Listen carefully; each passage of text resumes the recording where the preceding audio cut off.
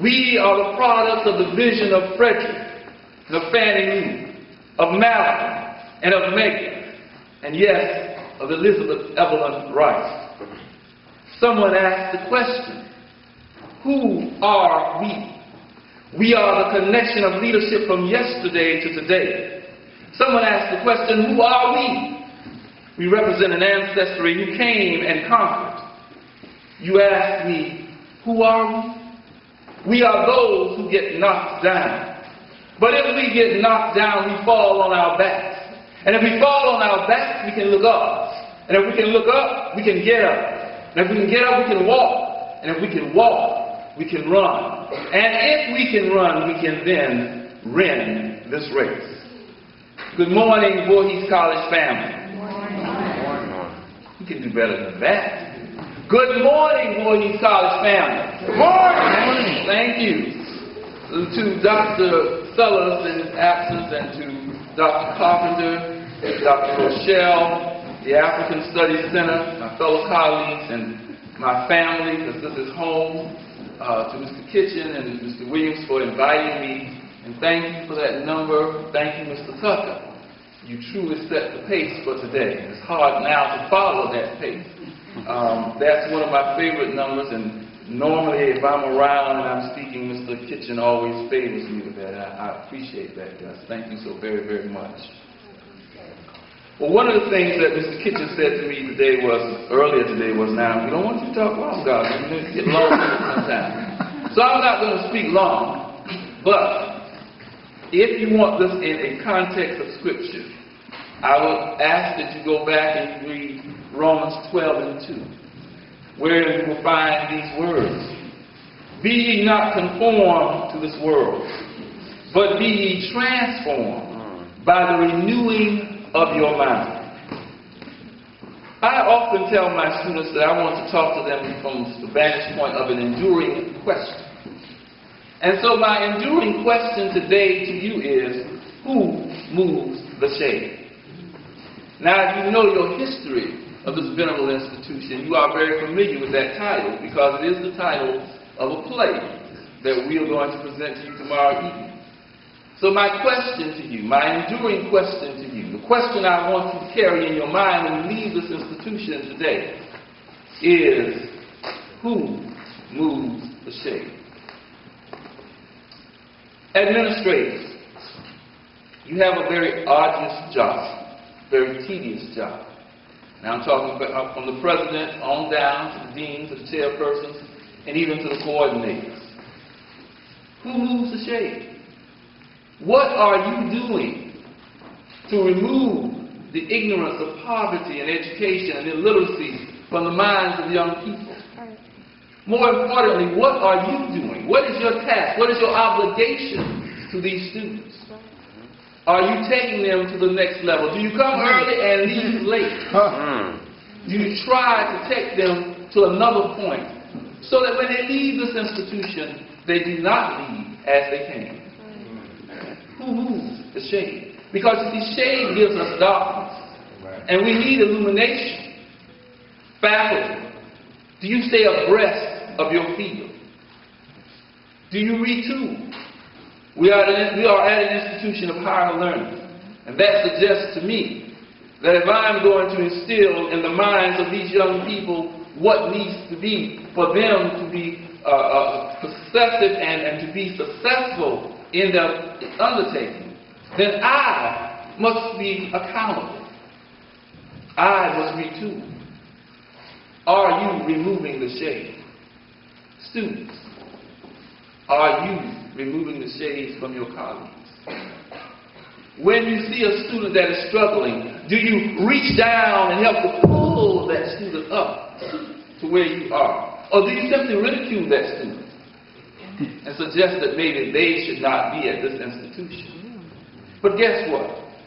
W.E.B. Du Bois says that you are the talented 10. You are here because you were ordained to be in this place at this time. That's no coincidence. That's no accident. You are here for a purpose. We had the privilege of dining with several of your students on last evening. And one young man in particular talked a lot about what you need to do to be challenged. And I thought to myself, is he in my mind for tomorrow? Because a lot of the things that he was saying at the table resonated for me.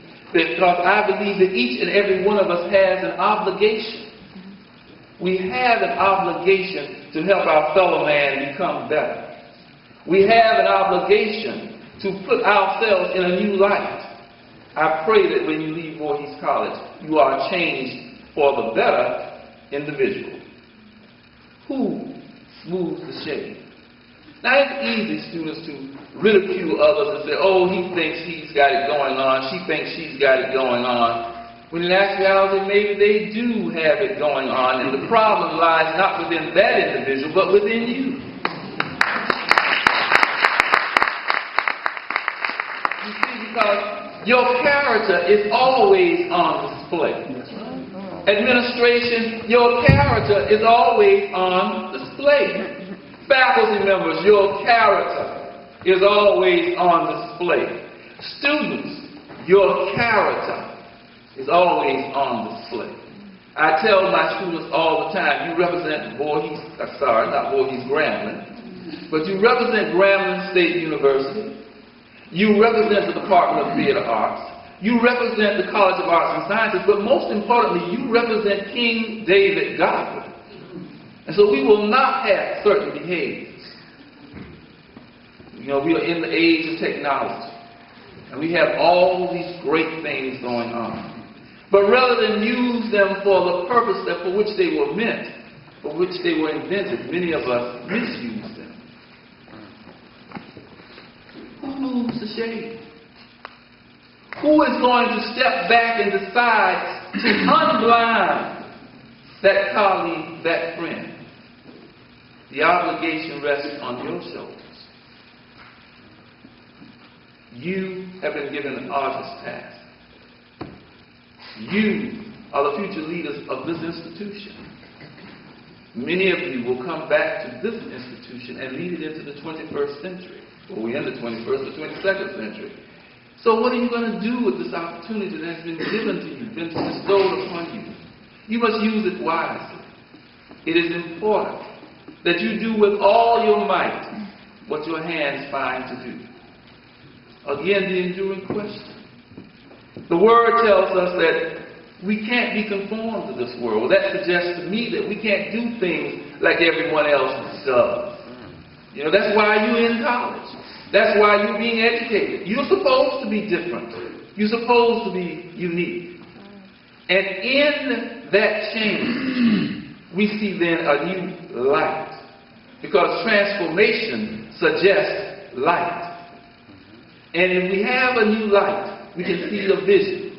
And if you can see that vision, you can bring it into reality. Now, in looking at that light, we gain change. You know, many of us don't like to change, right? We have a problem with change. We've always done it this way. It's always worked for us this way. And we want to continue to do it this way. Wrong answer. Change is inevitable. And without change, we cannot succeed. Who moves the shade? Are you creating change? Or are you just one who goes along with whatever? You have to be bold. And you have to be willing to take that step. Voorhees College is a venerable institution. And it's not one because of those persons who are not what I call energizers. You see, in my opinion, we have two types of individuals. Energizers, energy stealers, who I also will call energy imposters. You know those people, right? Those energy stealers always find fault. Those energy imposters walk around all puffed up and never say anything. And if you're not on your game, you'll fall for what they say. But you see, the energizer is always on the move, always trying to be positive, always trying to lend a helping hand. The enduring question, who moves the shade? Are you an energizer? Or are you an energy stealer? Or worse yet, are you an energy imposter? Your faculty believe in you. Your administration believes in you. And I believe in you. We would not have driven 12 hours after a long, long performance to come to Voorhees if I didn't believe in this place. Reverend Godwin, my wife, and I love Voorhees College. And I'm proud of, because you have several of my former students here. Mr. Kitchen, Mr. Williams. I don't see him here today, so I won't call his name. But there are several of my students here from when I was here in tenure for, I guess, 10 years the last time around. Voorhees College has a strong and rich heritage. Don't abuse it, students.